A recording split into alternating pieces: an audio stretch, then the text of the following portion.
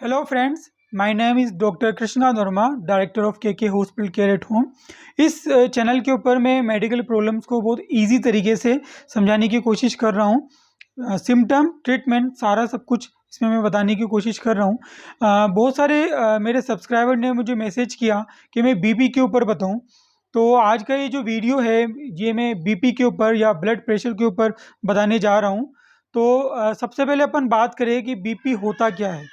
तो blood pressure होता है कि आपका हार्ट जब ब्लड को पंप करता है तो वो जो ब्लड है, जो आपकी आर्टरीज, जो खून की नलियां हैं, उसमें जो प्रेशर डालती है उसी को बोलते हैं ब्लड प्रेशर।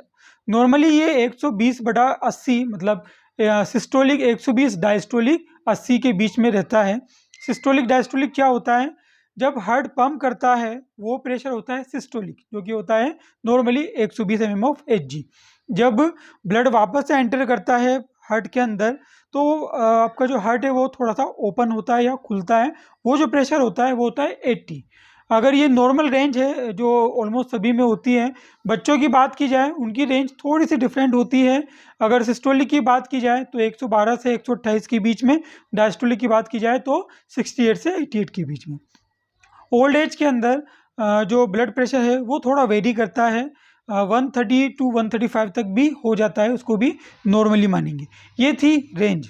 बात की जाए बीपी कितने तरीके का होता है, तो एक तो होता है हाई बीपी। अगर ये जो नॉर्मल रेंज है इसके ऊपर अगर बीपी चला जाए इसको बोलेंगे हाई ब्लड प्रेशर। और अगर इसी रेंज के 120/80 के नीचे अगर बीपी चला जाए उसको बोलेंगे low blood pressure. Blood pressure का हाई होना या लो होना दोनों ही बड़ा हार्मफुल होता है बॉडी के लिए। तो एक एक करके बात करते हैं। पहले बात करते हैं हाई ब्लड प्रेशर के लिए। इसको बोलते हैं मेडिकली हाइपरटेंशन। कोजेस की बात की जाए तो इसके बहुत सारे कोजेस होते हैं, डायरेक्टली भी और इनडायरेक्टली भी। डायरेक्टली की बात की जाए, जैसे अगर लाइफ स्टाइल बड़ी लेज़ी है, आप लेट उठते हो, लेट सोते हो, आपका डाइट पे कोई कंट्रोल नहीं है, बहुत हाई कैलोरी खाना आप खाते हो, बहुत हाई कोलेस्ट्रॉल का खाना आप खाते हो, एक्सरसाइजेज वगैरह बिल्कुल नहीं करते, अल्कोहल कंजप्शन ज़्यादा है, या स्मोकिंग अगर आप करते हो, तो ये आपके डायरेक्टली रीज़न है, इससे आपका बीपी बढ़ जाएगा। बात की जाए इनडायरेक्टली रीज़न, इसमें होता है कि किसी ड्रग्स के इंड्यूस की वजह से, कोई मेडिसिन का साइड इफेक्ट हुआ आप में, आपका थायराइड लेवल ऊपर नीचे हुआ हो, आपके ब्रेन इंजरी हुई हो, या आपके जो आपके हार्ट फेलियर कभी हुआ हो या होने ऐसा कुछ, कोलेस्ट्रॉल लेवल आपकी हाई हो, ऐसे जो कंडीशन होती है उसके अंदर जो आपका बीपी है वो बढ़ जाता है।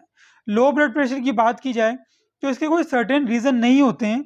कई बार बहुत ज़्यादा हाई ब्लड प्रेशर की दवाइयाँ लेने से भी ब्लड प्रेशर लो हो जाता है। कई बार डिहाइड्रेशन की वजह से भी ब्लड प्रेशर लो हो जाता है। कई बार आपके हार्ट अटैक आते हैं, उससे भी बीपी लो हो जाता है। तो सिम्टम की बात की जाए, अगर हाई ब्लड प्रेशर है तो पेशेंट को दिखने में थोड़ी सी दिक्कत आ सकती है। पेशेंट के यूरिन में ब्लड आ सकता है, पेशेंट के नाक से ब्लड आ सकता है, उसको पसीना आ सकता है, चेस्ट पेन हो सकता है, कंसंट्रेशन थोड़ा सा लो हो सकता है, उसको ऐसे हार्ट की जो बीटिंग है वो थोड़ी ज़्यादा सुनाई दे सकती है, जिसको हम पाल्पेशन बोलते हैं। तो ये है हाई ब्लड प्रेशर की। एक इसमें और मैं आपको बात बताना चाहता हूँ कि कई बार क्या होता है, बीपी बहुत दिनों से बढ़ा हुआ होता है लेकिन उसकी जो रेंज है वो कम होती है, जैसे 120 की से बढ़ के वो 140 160 तक भी हो रहा है। तो ऐसे कंडीशन में कोई सिम्टम पेशेंट का नहीं दिखता। बीपी के सिम्टम ज़्यादातर दिखते हैं जब बीपी 180 के ऊपर आ जाए, तो ये जो सिम्टम है वो दिखाई देते हैं।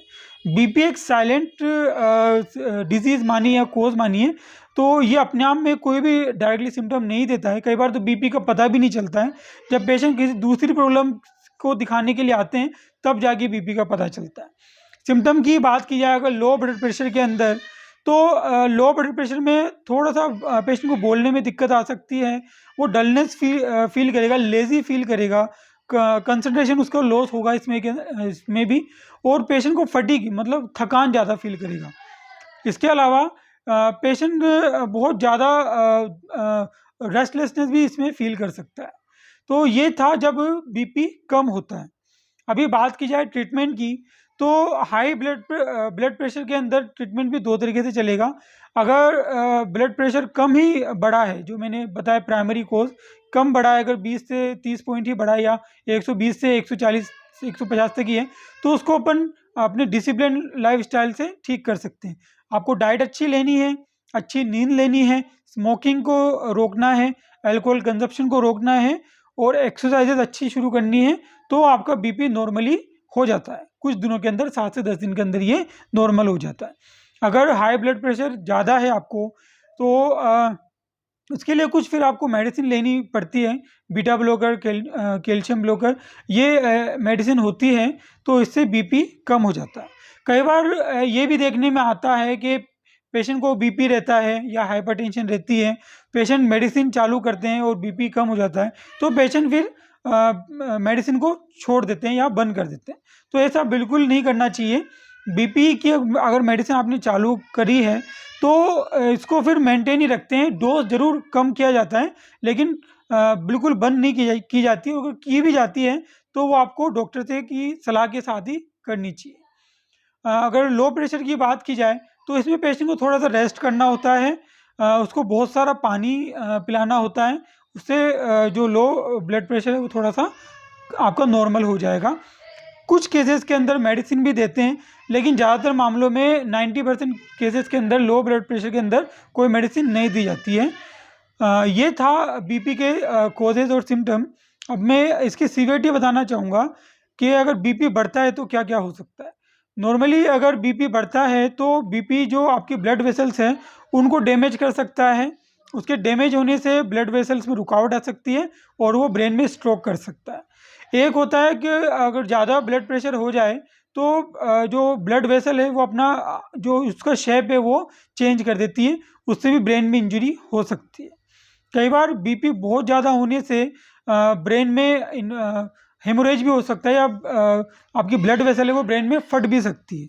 तो ये बड़ा लीगल होता है, बड़ा जानलेवा होता है, लेकिन ये शुरू में मैंने बताया कि ये बड़ा पैसिवली होता है कि इसमें पता ही नहीं चलता कि पेशेंट को बीपी है या नहीं है। कई बार अचानक बीपी बहुत ज़्यादा शूट कर जाता है या ऊपर चला जाता है, तब फिर पता चलता है, एक साथ ही सारे सिम्टम आते हैं।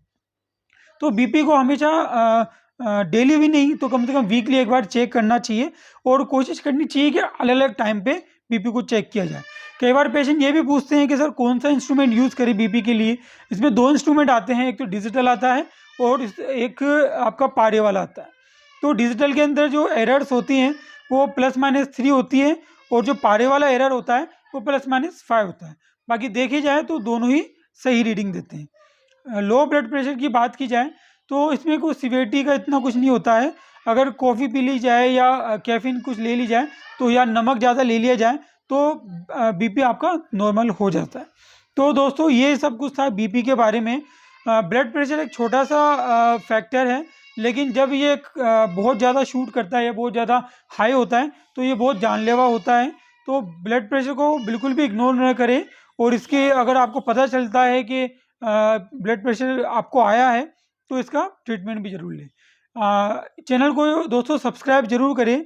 चैनल की आप वीडियो तो देख रहे हो, लेकिन चैनल को सब्सक्राइब करेंगे तो जो आगे वाले जो वीडियो हैं और जो आगे वाली जानकारियाँ हैं वो आप तक बहुत जल्दी से पहुँचेगी। आज के लिए इतना ही, मिलते हैं अगले वीडियो में।